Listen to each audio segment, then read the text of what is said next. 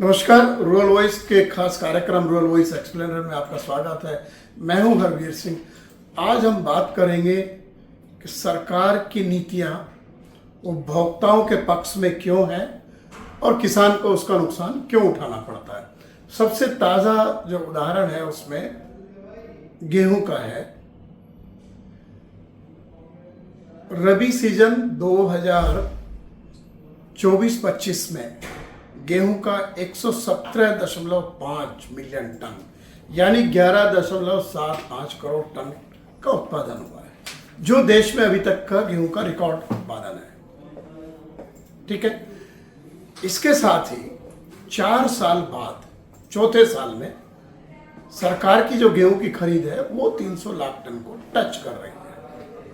पिछले 3 साल की अगर मैं बात करूं, 2024-25 का जो रबी मार्केटिंग सीजन था उसमें 266 लाख टन गेहूं की खरीद हुई थी।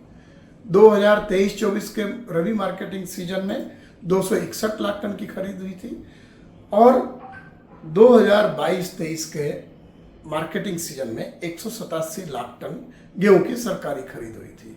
और ये क्योंकि उस साल फसल का उत्पादन प्रभावित हुआ था कि अचानक फरवरी और मार्च के शुरू में तापमान बढ़ गया था, गेहूं का उत्पादन का बड़े पैमाने पर गिरावट आई थी। हालांकि सरकार ने उसको भी बहुत ज़्यादा गिरावट नहीं माना था। सरकारी आंकड़े जिस तरीके के हमारे सामने होते हैं वो हम देखते हैं। लेकिन सवाल ये है कि रिकॉर्ड उत्पादन हुआ, निर्यात के ऊपर 2022-23 से प्रतिबंध है गेहूं के। कुछ गवर्नमेंट टू गवर्नमेंट थोड़ा बहुत गेहूं का या गेहूं के जो उत्पाद है उनका निर्यात भले ही हुआ लेकिन बंद है। उसके बावजूद सरकार ने मई के अंत में गेहूं के स्टॉक के ऊपर लिमिट लागू कर दी, यानी रिटेलर, बड़े कारोबारी और थोक कारोबारी, उन सब के लिए लिमिट तय हो गई है कि उनको गेहूं का इतना स्टॉक रखना है, सबको बताना है सरकार को, और एक समय सीमा के आधार पर उस स्टॉक लिमिट के बराबर अपने स्टॉक लाने हैं। गेहूं का सरकारी खरीद सीजन अभी भी चल रहा है। कई राज्यों में जैसे मध्य प्रदेश है, राजस्थान है, उत्तर प्रदेश है, वहाँ सरकार ने 30 जून तक सीजन चलाने की बात की है खरीद करने की।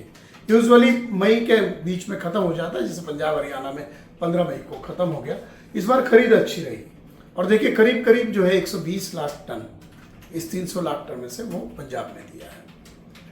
तो सवाल है कि रिकॉर्ड प्रोडक्शन है, सरकारी खरीद बेहतर हुई है, जो आपको राशन प्रणाली और दूसरी योजनाओं के लिए गेहूं चाहिए केंद्रीय पूल में, उसके मुताबिक खरीद बेहतर है, आपका स्टॉक भी पिछले साल से बेहतर था, तो फिर स्टॉक लिमिट लगाने की ज़रूरत क्या थी।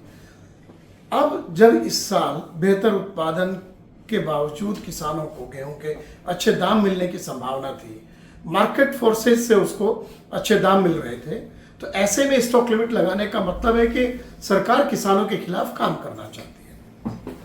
सरकार को बेहतर दाम से किसानों को रोकने की ये एक जो कवायद है वो किसानों के प्रतिकूल जाती है। और ये है कि जो जिन लोगों ने स्टॉक खरीदा, जैसे मेरी बात हुई है, कई सारी कॉपरेटिव्स भी है जिनके पास गेहूं के स्टॉक्स हैं, उनको अब गेहूं मार्केट में बेचना पड़ेगा स्टॉक लिमिट तक आने के लिए। इसका सीधा असर कीमतों के ऊपर जाएगा। ऐसा कौन सा इंडस्ट्रियल प्रोडक्ट है या सर्विस सेक्टर है जहां सरकार जो उसके उत्पादक या उसके सर्विस देने वाले लोग हैं उनकी कीमतें रोकती हो? मुझे तो ऐसा नहीं लगता। और निर्यात के प्रतिबंध अलग है, आप घरेलू बाजार में प्रतिबंध लगाना चाहते हैं, ये किसान के खिलाफ से आता है। सरकार ये भी कहती है कि आयात निर्यात नीति, मैं देख रहा था कृषि मंत्री शिवराज सिंह चौहान का स्टेटमेंट कि निर्यात नीति और आयात नीति किसानों के हिसाब से होनी चाहिए। लेकिन आप देखिए कि मई में ही सरकार ने जो खाद्य तेल है उनके आयात पर शुल्क में 10% की कटौती कर दी। तो जैसा मैं जिक्र कर रहा था कि सरकार ने मई महीने में ही खाद्य तेलों के आयात पर शुल्क कम कर दिया है। और इसका मतलब ये है कि जो आगे जो खरीफ की बुआई का वक्त है उसमें आप किसानों को क्या संदेश देना चाहते हो, इसके आसपास ही सरकार ने खरीफ फसलों के MSP की घोषणा की थी। और उसका नियत यही रहती है कि सीजन के पहले घोषणा हो जाए ताकि किसान फैसला कर सकें। यहाँ सारा पैंच जाता है महंगाई पर नियंत्रण के लिए। अप्रैल महीने का जो खुदरा महंगाई का जो आंकड़ा है, जिसे हम कंज्यूमर प्राइस इंडेक्स कहते हैं, वो 3.2% आया है और जो 6 साल में सबसे कम है। सरकार की कोशिश रहती है कि खाद्य महंगाई ना बढ़े।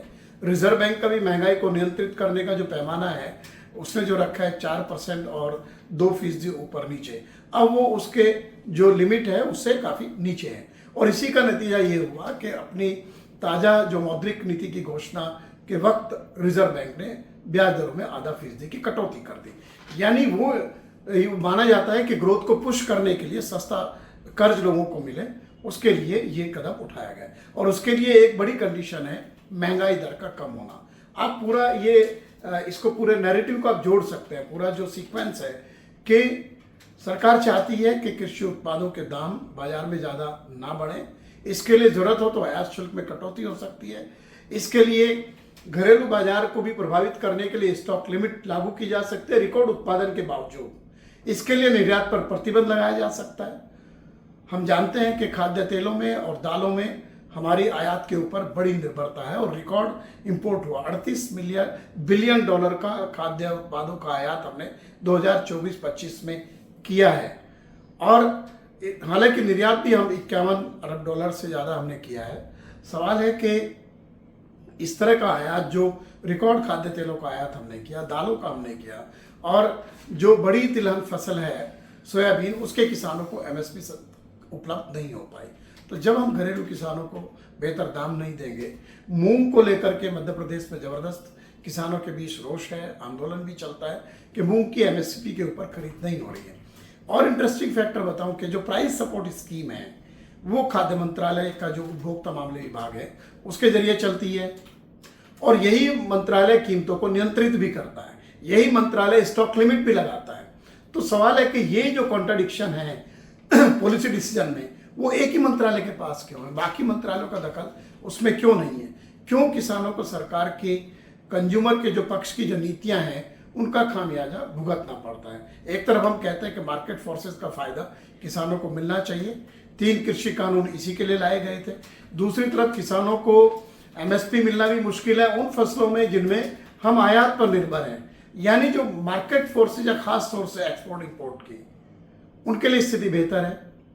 तो ये एक बड़ा सवाल हम खड़ा कर रहे हैं आज इस चर्चा के जरिए कि रिकॉर्ड उत्पादन के बावजूद गेहूं पर स्टॉक लिमिट लगाने का क्या तर्क है। सरकारी आंकड़ों के मुताबिक गेहूं की जो खपत है देश में वो करीब 104 से 105 मिलियन टन है।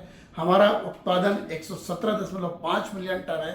सरकार के स्टॉक कई साल में बेहतर है, तो फिर स्टॉक लिमिट क्यों? इसका जवाब सरकार को देना चाहिए।